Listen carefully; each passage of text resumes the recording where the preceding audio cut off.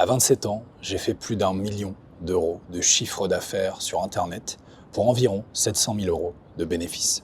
Alors si je fais cette vidéo aujourd'hui, ce n'est absolument pas pour me vanter de cet accomplissement ou alors pour me présenter à vous en prétendant avoir la science infuse. 1 million d'euros, en fonction de comment on se positionne, ça peut paraître être énorme ou alors dérisoire, mais c'est plus en tout cas que ce que la majeure partie des gens réussissent à générer pour certains en toute une vie et encore plus à seulement 27 ans. Et par rapport à ça, parce que aujourd'hui je ne suis pas gagnant du loto, mais parce que j'ai dû travailler pour atteindre ces résultats, je considère ne pas être chanceux. Et même si la chance joue toujours une part plus ou moins importante dans l'équation, aujourd'hui j'ai conscience que je fais partie d'une minorité.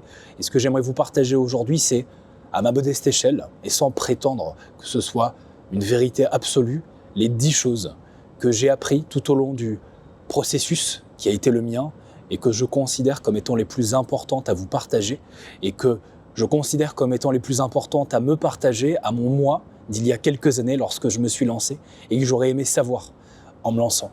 Alors si aujourd'hui vous êtes dans cette quête, pas forcément du million, mais de la réussite, de l'accomplissement, du développement personnel, professionnel, entrepreneurial, que vous voulez vous enrichir, créer un business sur Internet ou tout simplement vous développer financièrement, eh bien je pense que vous aurez quelque chose à y retrouver dans cette vidéo, comme j'aurais eu quelque chose à y retrouver quand j'étais là où vous êtes peut-être aujourd'hui. Alors avant de démarrer cette vidéo, il y a un disclaimer que j'aimerais faire, qui est que pour ceux qui pourraient douter de la véracité de mes chiffres, ce que je peux entendre, vous pouvez retrouver sur ma chaîne YouTube l'intégralité de tous les business que j'ai documentés, que ce soit celui qui m'a permis de générer plus d'1 demi-million d'euros de bénéfices entre l'année 2022 et 2023. C'est disponible notamment avec la première vidéo de ma chaîne YouTube, celui que j'ai recréé dans le cadre de la série documentation que je vous ai partagé également. Et j'ai aussi prévu de faire plusieurs vidéos, dont une en particulier qui va sortir très prochainement, à l'intérieur de laquelle je vais vous partager en toute transparence l'intérieur de mes logiciels de paiement, des processeurs de paiement que j'utilise, en vous partageant aussi des extraits comptables de mes bilans de résultats, mes comptes de résultats, pour que vous puissiez voir en toute transparence les chiffres que j'ai générés au cours des 4 à 5 dernières années. Aujourd'hui, beaucoup de gens sur Internet peuvent vous dire avoir gagné beaucoup d'argent. Maintenant, c'est bien de venir avec des preuves, et c'est ce que je m'évertue de faire. Et aussi, c'est intéressant de regarder non seulement, je pense, ceux qui en ont gagné de l'argent, beaucoup, si vous voulez en gagner beaucoup aussi, mais aussi ceux qui en ont gagné beaucoup depuis longtemps. Et effectivement, si c'est possible de réussir avec un peu de chance, en étant au bon endroit, au bon moment, grâce à une potentielle tendance de faire beaucoup d'argent en très peu de temps, aujourd'hui, il y a très peu de personnes qui ont réussi à faire beaucoup d'argent, et ce, à plusieurs reprises, depuis plusieurs années. Donc aujourd'hui, c'est pas seulement les conseils d'un entrepreneur qui a fait plus d'1 million d'euros de chiffre d'affaires sur Internet que j'aimerais vous partager, ce sont aussi les conseils d'un entrepreneur qui travaille sur Internet depuis près d'une demi-décennie. Et le premier conseil que j'aimerais vous partager, c'est que si aujourd'hui 90% des entrepreneurs échouent, c'est en partie parce que 90% des entrepreneurs choisissent le mauvais business. Ils choisissent le mauvais modèle. En effet, on peut aujourd'hui tous entreprendre, mais on ne créera pas tous la même entreprise. Et entrepreneur égal, si l'entreprise est différente, les résultats seront différents aussi. Et aujourd'hui, je crois que si beaucoup d'entrepreneurs ne connaissent pas le succès, si beaucoup d'entrepreneurs échouent, c'est pas parce qu'ils sont mauvais entrepreneurs, même si ça joue souvent, c'est aussi potentiellement parce qu'ils ont une mauvaise entreprise. Je vais vous donner un exemple tout simple. Si vous voulez réussir à gagner beaucoup d'argent en assez peu de temps, et ce sans avoir besoin de travailler du matin jusqu'au soir dans un seul et même endroit qui soit le même tout le temps, eh bien vous lancez dans un business physique, en dur, où vous allez devoir ouvrir boutique le matin, fermer boutique le soir, travailler seul, faire de l'avance de stock potentiellement et vendre des produits à quelques euros, quelques dizaines d'euros, ça risque d'être compliqué. Pourquoi ? Plusieurs raisons. Déjà, le fait d'être limité par le temps, dans l'ouverture et la fermeture de votre boutique, ne vous permet de ne gagner de l'argent que pendant les heures d'ouverture de votre business. Or, aujourd'hui, il existe la possibilité d'utiliser des leviers, notamment grâce à Internet, qui peuvent vous permettre de gagner de l'argent même pendant votre sommeil. Aujourd'hui, je veux dire, prends l'exemple de YouTube, que j'aime prendre souvent parce que je sais que ça parle à tous. Si vous créez une vidéo sur YouTube, que vous réussissez à monétiser, la vidéo, vous n'avez eu besoin de la créer qu'une seule fois et potentiellement, elle peut être visionnée jour et nuit par des gens partout dans le monde et vous permettre de gagner de l'argent grâce à ça jusqu'à la fin de votre vie. et ce, encore une fois, alors que vous n'avez eu besoin de ne travailler qu'une seule fois. C'est ça le pouvoir de l'effet de levier et ce qui peut vous permettre, en choisissant le bon modèle, de réussir à gagner beaucoup d'argent potentiellement rapidement et longtemps sans forcément avoir besoin de beaucoup de travail. La deuxième raison, c'est que quand on est en business physique, cela a un certain nombre de coûts. Des coûts au niveau du revient, des produits que vous allez potentiellement devoir acheter, avancer, stocker, payer aussi un loyer par rapport à ça, et puis aussi par rapport au coût qui va être celui des marges. Quand vous allez les revendre, ce que vous allez prendre dans la poche et ce que vous allez donner, que ce soit aux fournisseurs, que ce soit encore une fois aux propriétaires, que ce soit à l'État avec les impôts. Et donc par rapport à ça, encore une fois, si ce que vous voulez, c'est pas juste créer un business passion, une petite boutique parce que c'est quelque chose que vous aimez faire, mais si ce que vous voulez, c'est gagner de l'argent et en gagner beaucoup, en gagner rapidement, en gagner longtemps et sans forcément en donner trop à un fournisseur, à un collaborateur, à un associé ou à un État, forcément, il y a des choix à faire, il y a des modèles à choisir. Et c'est pour ça, par rapport à cet exemple que je viens de vous donner, qu'aujourd'hui, il est inéluctable que beaucoup d'entrepreneurs échouent non pas à cause de l'entrepreneur qu'ils sont, mais à cause de l'entreprise qu'ils ont. Également, au-delà du principe des leviers et de l'économie à comprendre avec une entreprise, il y a aussi un principe beaucoup plus simple qui va consister à vous dire qu'en tant qu'entrepreneur, vous allez avoir des défauts et des qualités et qu'il est toujours plus intelligent d'essayer de capitaliser sur vos qualités plutôt que d'aller contre vos défauts. Et je vois beaucoup trop d'entrepreneurs se lancer dans des entreprises parce que des amis l'ont fait, parce qu'ils en ont entendu parler ou parce qu'ils se sont dit que ce serait une bonne idée, un bon coup à faire sans se demander si ça allait matcher avec eux, avec leur tempérament, avec leur personnalité, avec leurs qualités, avec leurs défauts. Et à cause de ça, ils se retrouvent à faire quelque chose qui très souvent ils n'aiment pas, dans lequel ils ne sont pas bons et qui ne fonctionne pas. Pas parce que cela ne fonctionne pas intrinsèquement, mais parce que ça ne fonctionne pas pour eux. Et donc une bonne question à se poser, c'est pas juste qu'est-ce qui fonctionne, qu'est-ce qui marche, parce qu'aujourd'hui tous les business fonctionnent, tous les business marchent. Certes, certains mieux que d'autres, justement par rapport au principe des leviers, notamment, mais ce qu'il faut, c'est se demander qu'est-ce qui fonctionne pour moi, qu'est-ce qui marche par rapport à moi, à ma situation, à mon profil, à mes qualités, à mes défauts, à mon temps disponible, à mes centres d'intérêt, mes passions, à l'argent que je vais avoir à ma disposition, au réseau que j'ai déjà, aux compétences de départ avec lesquelles je pars, aux expériences précédentes que j'ai eues, etc., etc. Rappelez-vous qu'une entreprise, avant d'être une entreprise, c'est un entrepreneur, et l'entrepreneur qui est derrière l'entreprise est très souvent la cause de tout ce qui va se passer dans l'entreprise.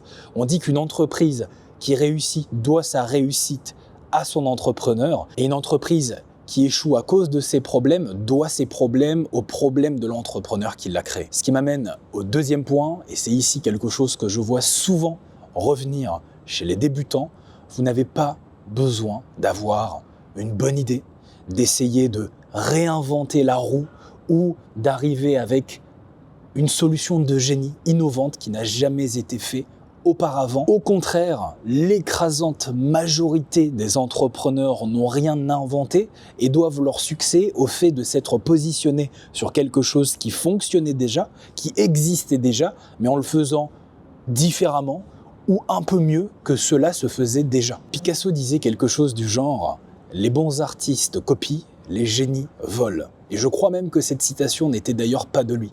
L'idée, c'est de comprendre que si vous voulez réussir, vous ne devez pas simplement vous inspirer de quelque chose qui fonctionne déjà, en vous disant que si ça a marché, il suffit de le refaire pour que ça marche aussi, parce que si dans certains cas c'est vrai, dans d'autres non, ce qu'il faut, c'est réussir à refaire ce qui marche déjà, mais en ne copiant-collant pas, mais plutôt en vous en inspirant, en y apportant votre singularité, votre touche personnelle à vous, pour réussir à créer quelque chose qui, sans avoir eu besoin de réinventer la roue et en capitalisant sur quelque chose qui fonctionnait déjà, apporte quand même quelque chose de différent sur le marché. Par rapport à ça, j'aime à dire qu'il existe 3 grandes sources de valeur qui existent depuis la nuit des temps et qui existeront jusqu'à la fin des temps, dans lesquelles vous pouvez puiser et dont vous pouvez vous inspirer pour créer un business.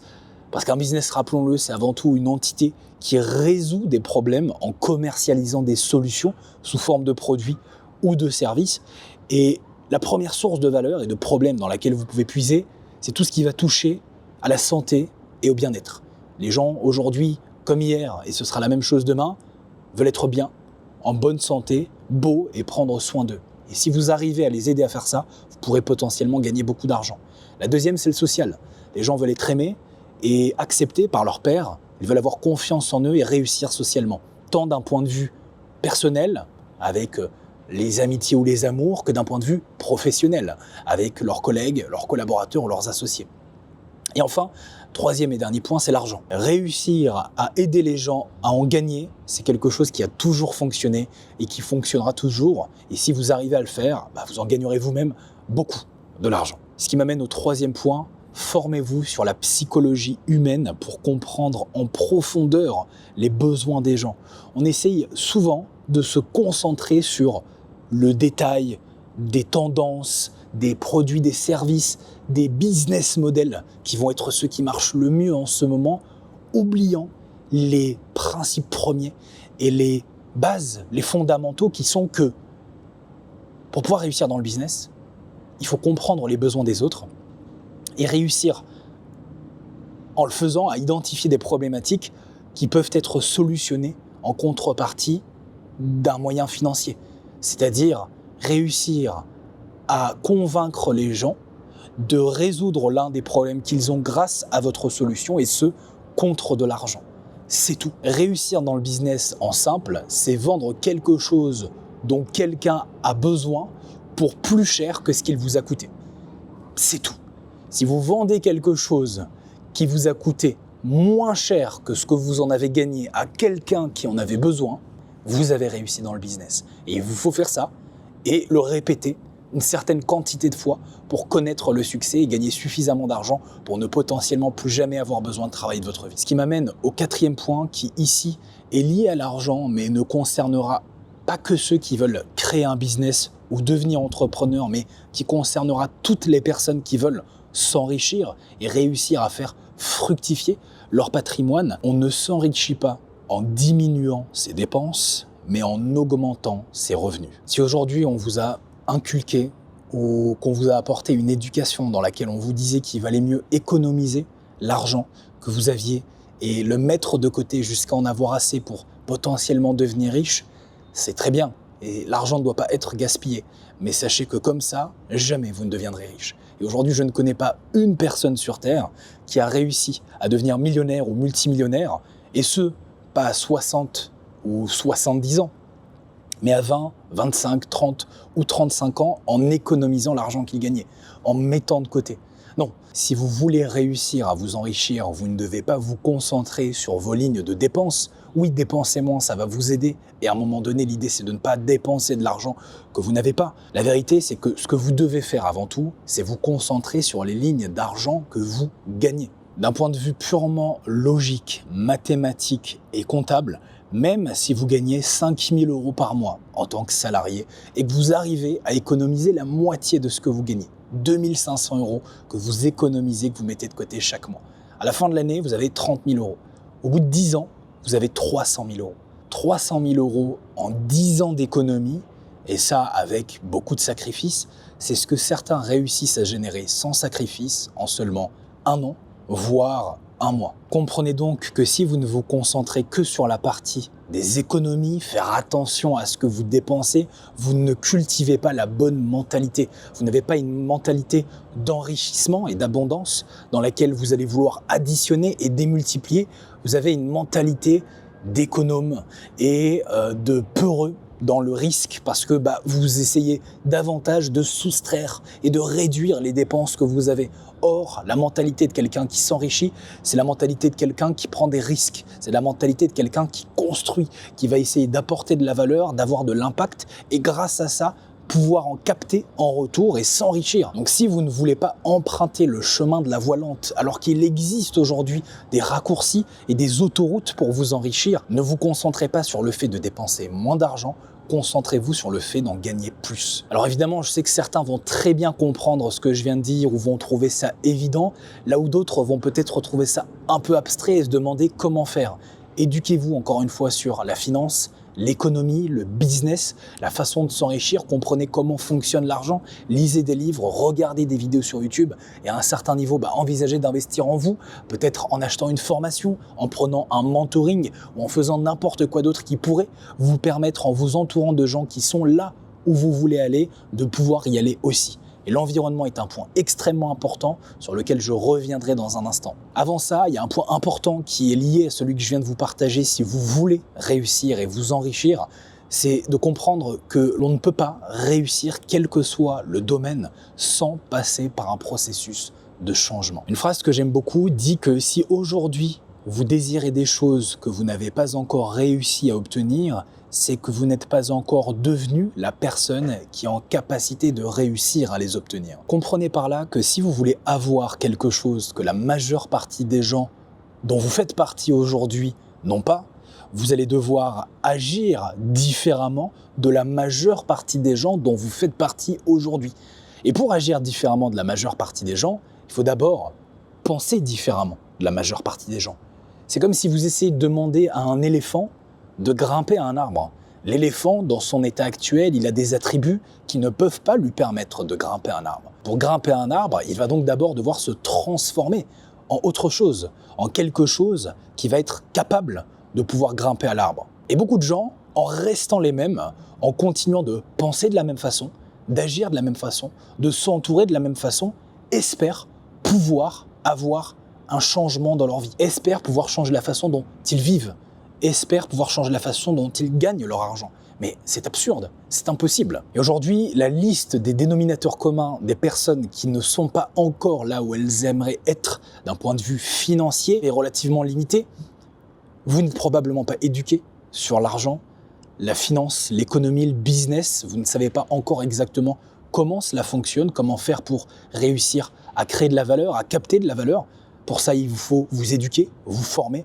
Vous avez deux possibilités, soit le faire gratuitement, en lisant des livres, en regardant des vidéos sur YouTube, en utilisant des outils comme ChatGPT, ou soit le faire en payant, en achetant le temps que certaines personnes qui sont là où vous voulez aller et qui ont ce que vous voulez avoir ont dépensé en contrepartie de l'argent que vous allez leur donner pour vous éviter d'avoir à dépenser ce temps vous-même gratuitement en regardant des vidéos sur YouTube ou en lisant des livres. Et alors si ce premier point qui est celui de la connaissance est théorique, le second point aussi important que le premier va être plus empirique, plus pratique. Et il va effectivement consister à vous dire que vous n'avez au-delà des connaissances que vous avez ou que vous n'avez pas, probablement pas mis encore en place des actions concrètes dans la réalité qui vous ont permis d'avoir des retours et d'aller chercher ce que vous voulez aller chercher, de pouvoir obtenir ce que vous voulez obtenir. Parce que même celui qui a les meilleures connaissances, les plus grands savoirs et toutes les capacités factuelles, intellectuelles et cognitives de pouvoir devenir riche, s'il ne fait rien,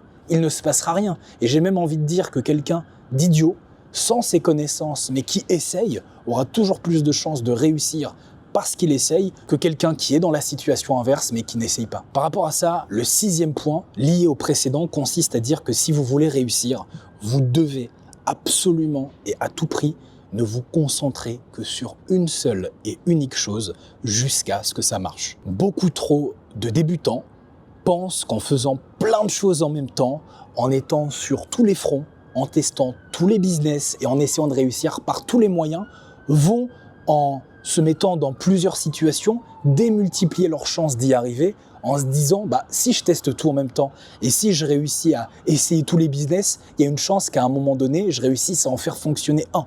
Ça, c'est malheureusement l'inverse de ce qu'il faut faire. Le succès, en réalité, c'est vous concentrer sur une seule chose en ayant des actions ordinaires au quotidien, une quantité extraordinaire de fois. Regardez aujourd'hui la plupart des grands entrepreneurs de ce monde. Ils n'ont pas réussi en lançant 10 business en même temps, en essayant de faire marcher 10 projets en même temps. Non, d'abord ils se sont concentrés sur un seul, et une fois qu'ils ont réussi à le faire fonctionner, ils en ont peut-être lancé un autre. Et une fois qu'ils ont réussi à le faire fonctionner, ils en ont peut-être lancé un autre, ainsi de suite. Et c'est de là que vient l'idée de dire que les millionnaires ont 7 sources de revenus. Oui, en moyenne, les millionnaires ont peut-être 7 sources de revenus, mais ils ne sont pas devenus millionnaires parce qu'ils en ont 7. Ils sont d'abord devenus millionnaires en faisant une chose et en la faisant suffisamment bien, suffisamment longtemps pour pouvoir réussir, et puis ils en ont fait une deuxième, puis une troisième, puis une quatrième, et au bout d'un moment, ils en sont arrivés à une moyenne de 7. Mais ils n'ont pas commencé au niveau 0 en ayant 7. Maintenant, l'idée n'est pas de vous dire que vous devez vous concentrer sur une seule chose à tout prix, même si elle ne marche pas.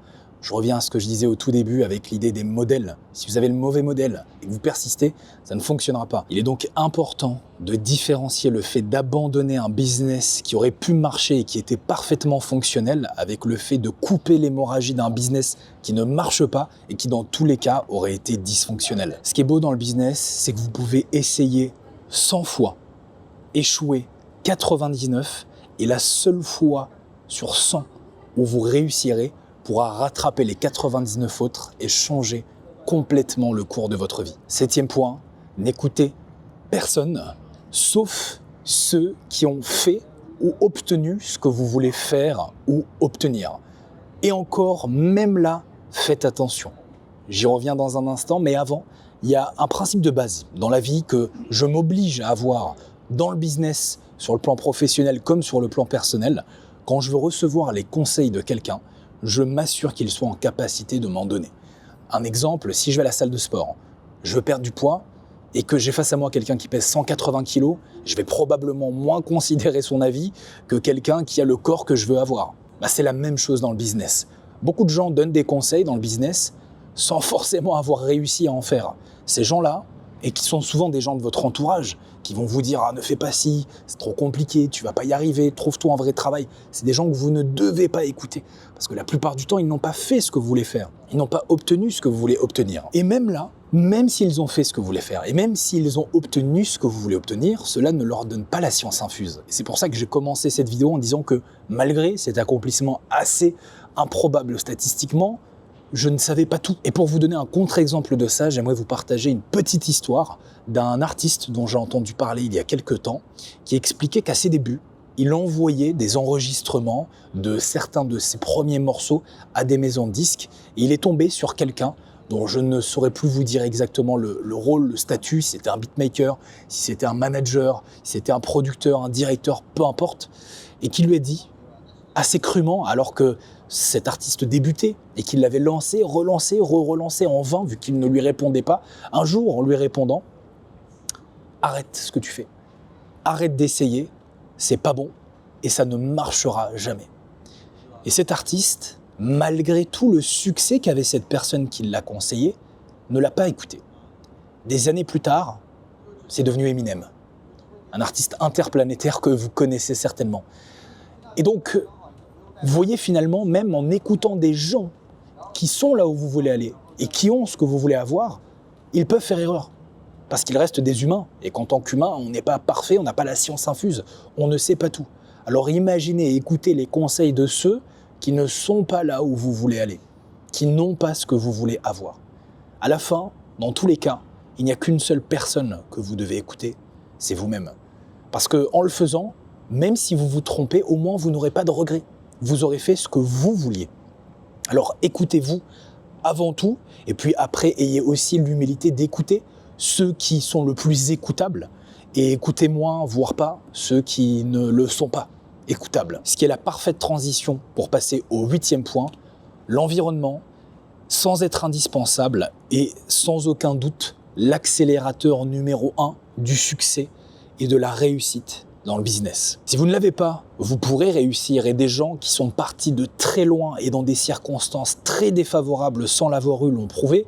Mais à l'inverse, si vous l'avez, les chances que vous réussissiez, et ce, vite et pendant très longtemps, sont démultipliées. Une phrase dit que nous sommes la moyenne des 5 personnes que nous fréquentons le plus. Je pense qu'elle est tout à fait vraie. Et ce que je pense aussi, c'est donc que si vous voulez réussir dans un domaine quel qu'il soit, entourez-vous de gens qui ont réussi dans ce domaine-là. Aujourd'hui, sachez que la perception que vous avez de votre environnement et du monde dans lequel vous vivez est conditionnée au prisme qui est le vôtre et qui a été influencé par toutes les sources extérieures composant votre vie, à commencer par les gens de votre entourage. Et donc si vous pensez que ce n'est pas possible, qu'on ne peut pas réussir, ou alors que vous vous mettez un plafond sur la réussite que vous voyez, soit en argent ou soit en temps, dans la vitesse à laquelle vous pouvez l'atteindre, c'est très certainement parce que vous avez été entouré, directement ou indirectement, de gens qui vous ont influencé, consciemment ou inconsciemment, à penser ça. En effet, je vous garantis que si, tout comme moi, vous côtoyez des jeunes d'une vingtaine d'années seulement, qui pour certains génèrent plusieurs dizaines à centaines de milliers d'euros de bénéfices par mois, vous ne verriez pas du tout le monde de la même façon sur cet aspect-là. Vous verriez que les possibilités sont beaucoup plus grandes et ouvertes que ce que vous pensiez. Votre niveau d'ambition, naturellement, changerait parce qu'on ne peut pas avoir le même niveau d'ambition quand on côtoie des gens qui gagnent 1 000 euros par mois que quand on côtoie des gens qui gagnent 5 000 euros par mois, que quand on côtoie des gens qui en gagnent 500 000 euros par mois. La norme n'est plus la même. Le barème que vous avez n'est plus le même. Et au-delà des gens, ce qui compose aussi votre environnement, ça va être les informations que vous allez consommer. Ce que vous allez lire, regarder, les réseaux sociaux sur lesquels vous allez aller, ou encore même ce que vous allez consommer directement, ce que vous allez manger, ce que vous allez boire. Et donc c'est en ça que vous voulez changer et refaçonner toutes les composantes et variables extérieures à vous, c'est-à-dire votre environnement. C'est beaucoup plus facile quand vous devez gravir une montagne, de la gravir en le faisant avec quelqu'un qui l'a déjà gravi et qui va vous donner tous les outils dont vous avez besoin, qu'il a déjà utilisés. Ce qui m'amène à l'avant-dernier point. Alors celui-ci est un peu bateau, mais c'est peut-être le plus puissant de tous, et c'est pour ça que je l'ai gardé à la fin. Croyez en vous. Croyez en vous et croyez en vos projets. Si vous n'y croyez pas, vous ne réussirez jamais. Et c'est logique. Si vous vous dites « je ne peux pas y arriver, c'est pas possible », surprise, vous n'y arriverez pas. Ça ne sera pas possible. Alors que si vous croyez en vous, vous avez la possibilité d'échouer. Croire en soi ne vous garantit pas de réussir. Mais vous laissez au moins aussi la possibilité de réussir. Ne pas croire en soi, c'est s'avouer vaincu d'avance. Et si vous n'essayez même pas, si vous n'y croyez même pas, vous avez perdu d'avance. Tandis que si vous essayez, si vous y croyez, vous avez une chance de perdre. Mais vous avez aussi une chance de gagner. Alors tout part de là, à tout point de vue, à tous les niveaux dans la vie, tant sur le plan personnel que professionnel. Si vous ne croyez pas en vous, en vos capacités, en vos possibilités, vous ne réussirez jamais. Et pour croire en vous, ce que vous voulez faire, c'est cultiver une pensée positive, c'est-à-dire vous efforcer à voir le bon côté des choses dans la vie autant que possible, vous concernant et concernant le monde qui vous entoure. Aujourd'hui, les gens qui ont réussi, qui sont épanouis, heureux, accomplis, ce ne sont pas des gens cyniques, ce ne sont pas des gens pessimistes, ce sont des gens optimistes, des gens qui ont confiance en eux, et ça dans tous les domaines. Également, au-delà des pensées, évidemment, ayez des actions qui vont de pair avec vos pensées. Parce qu'en les ayant, ces actions, vous allez pouvoir, comme je l'expliquais dans l'une des vidéos que j'ai fait récemment, et où je partageais tout ce que j'avais appris à mon âge, à 28 ans, que vous allez pouvoir vous prouver. Vous prouver, en faisant des choses que vous n'avez jamais fait, que vous êtes capable de faire des choses que vous n'auriez jamais fait ou pensé faire auparavant. Et en vous prouvant que vous étiez capable, eh bien vous allez croire en vous. Vous allez finir par devenir quelqu'un qui s'est prouvé qu'il pouvait faire quelque chose auquel il peut croire. Donc croire en soi, ça passe avant tout par là, mais ça passe aussi par le fait de retranscrire ce que vous avez ici dans la réalité. 10e et dernier point, il y a, et je l'ai observé après avoir travaillé en compagnie de plusieurs dizaines d'entrepreneurs à succès dans tout type d'industrie, dans tout type de domaine, un dénominateur commun. Une chose qui revient tout le temps chez toutes les personnes qui ont du succès. Et je crois que cette chose ne se retrouve pas que dans le business, mais dans tous les domaines où l'on peut connaître du succès, où l'on peut connaître la réussite. Et cette chose qu'ont, pas 90, pas 95, pas 99, mais 100% de toutes les personnes que je connais qui ont connu du succès et qui ont réussi dans leur domaine, c'est qu'ils ne se posaient pas de questions et qu'ils passaient massivement à l'action. Alors si vous voulez faire de cette vidéo non pas une énième vidéo de plus que vous allez ajouter à toutes celles que vous avez regardées jusqu'à présent et qui ne restent que dans un coin de votre tête comme une connaissance théorique que vous n'allez jamais mettre en pratique, eh bien, mettez en pratique ce dernier point que je viens de vous partager en éteignant cette vidéo et en passant à l'action, maintenant, en vous concentrant là tout de suite sur la chose la plus importante qui va vous rapprocher de votre objectif. Pas demain, pas après-demain, aujourd'hui, maintenant, tout de suite. Et toutes les autres journées qui vont arriver, bien sûr, et en faisant en sorte que ce soit planifié de telle façon que la première action de votre journée soit toujours la plus urgente et la plus importante par rapport à l'objectif de réussite que vous vous êtes fixé. Le fait de le mettre en premier, c'est non seulement le fait de le prioriser et de considérer que, en étant la première chose que vous faites, c'est celle que vous considérez comme étant la plus importante et la plus urgente, mais c'est aussi minimiser les chances que vous puissiez ne pas la faire. Parce qu'effectivement, plus tard vous le mettez dans votre journée, plus votre énergie diminue, votre motivation aussi, et donc votre capacité, votre envie à la faire, cette chose. Alors qui que vous soyez, passez à l'action, n'abandonnez jamais, continuez, et je vous garantis que ce n'est qu'une question de temps avant que vous ne réussissiez.